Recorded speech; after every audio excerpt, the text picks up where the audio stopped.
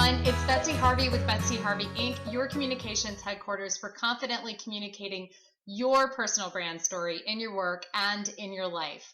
I'm so excited to be back this week because in a million years, I never thought I would be talking about why I think that you need a rude awakening. Look, there's probably nothing worse than being awakened in the middle of the night because something is stressing me out, or there's somebody that needs me. Although I will say when my kids wake me up, I do feel really empathetic. And obviously they don't usually wake up anymore at ages 3 and 5 unless they really need me.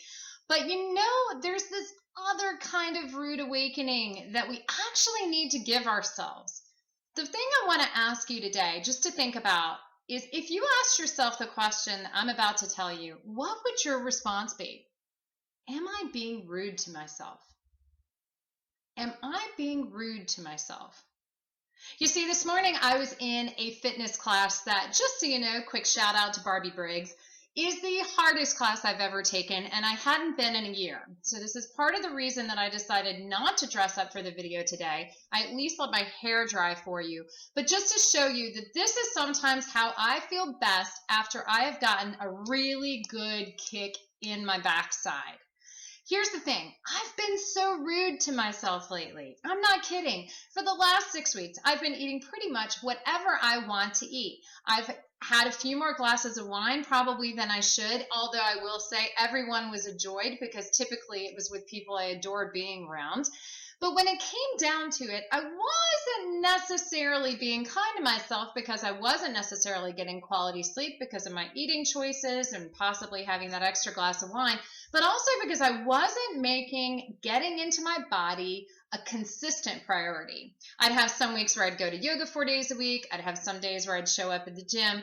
But what I realized this morning by being in my friend Barbie's class is that I need to stop this stuff, stop being rude, and get awakened to getting back into my body. Now, why am I telling you all this? Why does this matter?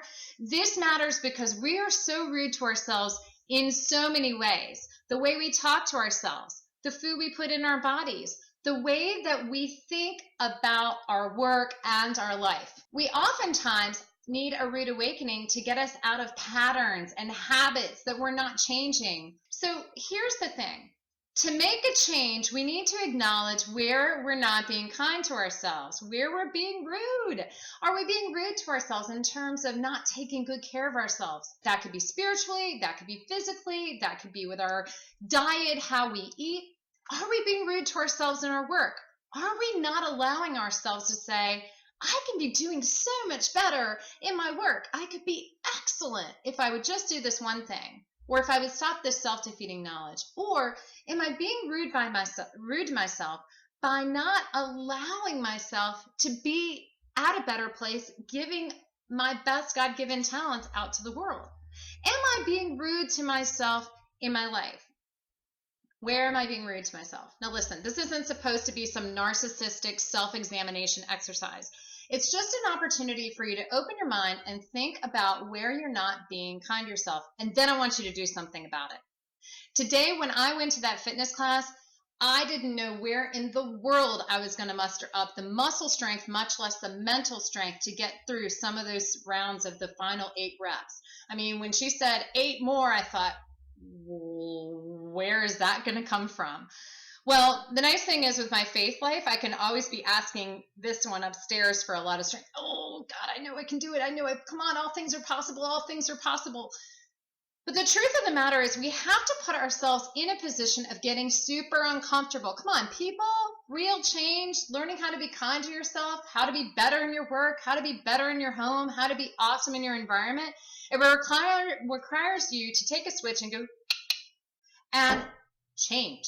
Now, change isn't something that you can just be like, I just want to change. I think I'll try it tomorrow. No, you've got to do it. You've got to break the pattern. Tony Robbins is the king of teaching you how to break patterns. And so what I'm going to suggest you do is pick out something in your life that needs that super hardcore fitness class where you feel like you can't do the last 8 reps. I'm using that as a metaphor to say, you can do this, but you're going to have to dig deep, make it burn, baby, make it burn, and get to the other side of how you're being rude to yourself. Seriously, consistent bad talk ain't going to cut it. Consistent poor eating habits, it's not going to work. If you want to make a significant change in your work and in your life, I am begging you to have a rude awakening. Figure out where you're being rude. Figure out what it's going to take. And if you need help figuring that out, contact me, BetsyHarveyInc@gmail.com. I'm right here. So anyways, I just want you to push yourself. You got to sweat, people. You got to sweat. You got to do those 8 extra reps. And I'm telling you, if you live in Atlanta, come by the East Lake Y and see one of my friend Barbie Briggs's classes, and then you'll know what I'm talking about. And the other thing is, guys, make sure you reward yourselves. When you do something great like that, reward yourself. Today, I got a cafe Americano. It was awesome. I love some Starbucks. Listen, I think you've got everything that it takes, but you're going to have to dig deep, and you're going to have to meditate on this one, people. Say prayers, talk to God, do whatever it takes, but push yourself, sweat, and have a rude awakening. I'm sending you light, love, and tons of strength as you discover your rude awakening. Be well.